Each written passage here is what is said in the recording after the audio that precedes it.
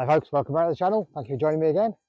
It's very raw today and very cold. I've ducked into this wood, hope to get a bit of shelter from the wind.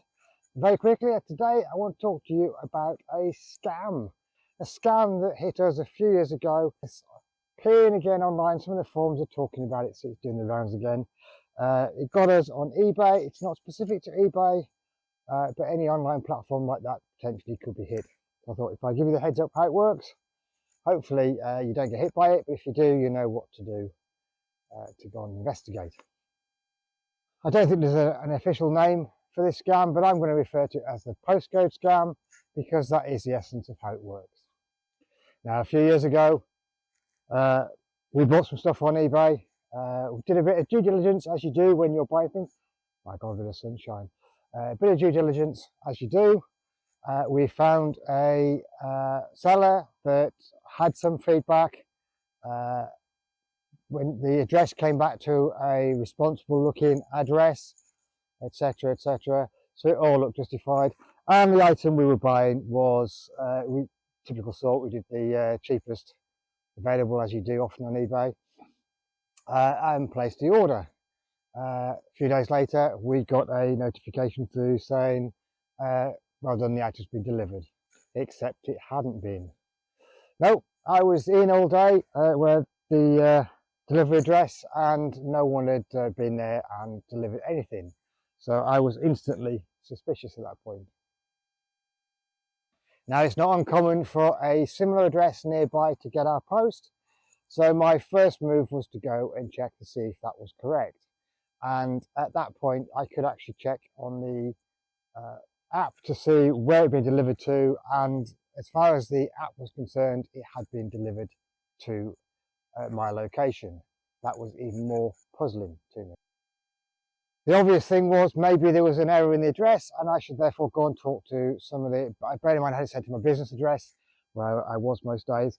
I went and talked to the other units around to see if anyone had accepted a parcel on my behalf, which we do sometimes cover for each other that way, so it's not uncommon.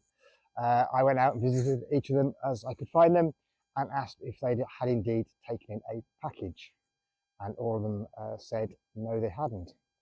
But one unit did say they had an unusual letter, a signed for letter that day. I ignored that at the time because I wasn't looking for a letter, I was looking for my package, which would have been a reasonable size, bearing in mind the content that was being delivered. Naturally, I went back to the seller to start looking at what was going on and started doing some deeper checks, for want of a better word. And this is where it becomes obvious that there was actually two victims to this scam at any one time. The first victim being the recipient who doesn't get the package, and the second victim being an anonymous address that they use. To say anonymous, it's someone's home. They've clearly stolen their identity and their address, and they use that as if that's where they run their business from. It later transpired, you know, back in those days you could investigate a little bit further into eBay than you can now. All the sales and that weren't private like they are now. But I was able to find it with a little bit more digging, a bit more information about the person who owned that property, and managed to get hold of them. There was a phone number for them online, and they were naturally very hacked off. They were getting all these inquiries, and I guess it leads to some people just doing CCJs or something on the address. But anyway, they were as much a victim as we were. So then what I did was I went back to the unit that had said they'd received this mysterious letter, and I thought, well, has that got some bearing on it? Is it some connection to what I was doing? And I went and asked if they still had it, and yes, they had kept it, or they hadn't put it in the bin at that point. And I asked to take a look, and I noted at the time that there was a reference on the letter. That was probably their first mistake, that they had included a reference listing on it. And I therefore asked the unit, saying, well, do you mind if I take the letter? I want to go and check it against the order number that I had back on eBay. I duly did this, and sure enough, the order number matched the reference on this letter. Very, very bizarre, because this letter, it was just a normal standard business envelope, white business envelope, address. It was to the occupier, but of the unit that had received it. There was no person name on it, just the occupier.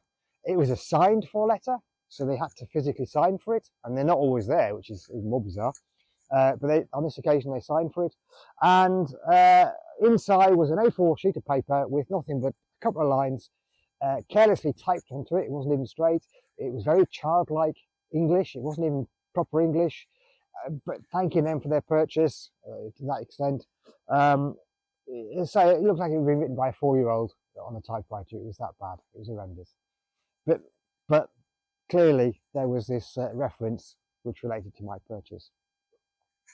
At this point, it dawned on me what they were doing was they were swapping the postcode. So they were looking for a postcode in my vicinity, so a postcode that matched mine, but for a different building. We all know that postcodes have several addresses attached to them, and they'd send this letter. Hopefully they thought far enough away based on the numbers they chose. As it turned out, it was literally directly opposite mine, that the two wouldn't necessarily connect. And I guess if you're like me, if you get a package that goes astray, you go out and ask your neighbours if they've seen it, received it, taken it in for you. And 9 times out of 10, you find someone's just helped you out that way. You see, therein is part of the problem, because you go, on this occasion, you'll be going out asking for a package, when in fact you should have been asking for post generally, because they may never connect this weird letter with the package you are now looking for. Whether they mention it, I don't know, but I was lucky on this occasion. This business did mention this particular letter to me. Anyway, now in possession of this letter, I was able to photograph it.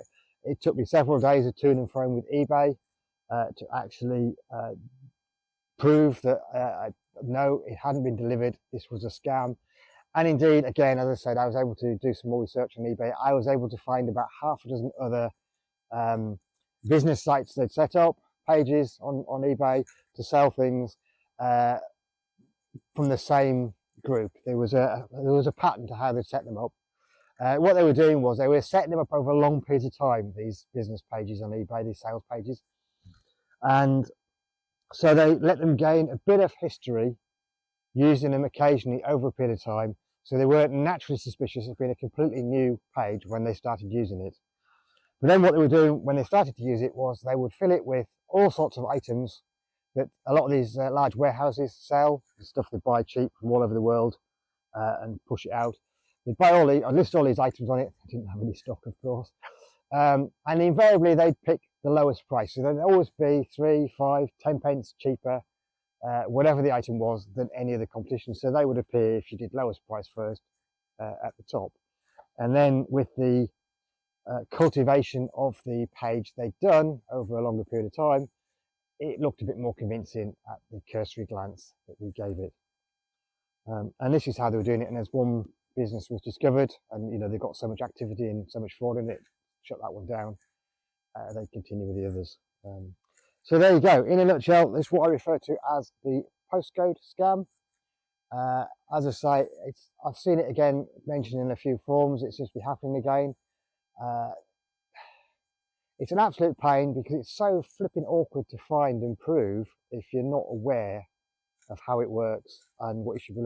They're very clever. They don't sell high-end things. They're not selling anything that's untoward. It's normal household products. There's nothing that would stand out. If you see a camera or a phone being listed or something of a reasonable value, new or second-hand, you're always going to do more checks and verifications before you place any order. On this occasion, it was nothing special. As I say, normal household goods. Probably for us about 25 quid. It was the principle for me, though, not to be scammed. That was the thing. But that's how they get away with it, and if they get sell enough of these ordinary everyday items very quickly over a short period of time, they can make quite a bit of cash very quickly. Anyway, I thought I'd explain it to you just so you're aware. Hopefully you don't get caught by it. It could be on other platforms. I've no reason to believe it won't be. I imagine it happens on Facebook and other social platforms as well.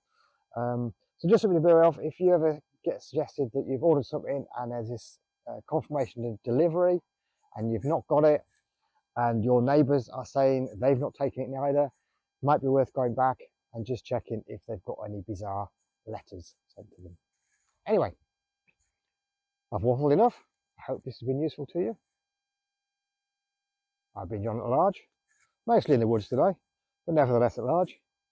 We'll see you again soon. You take care.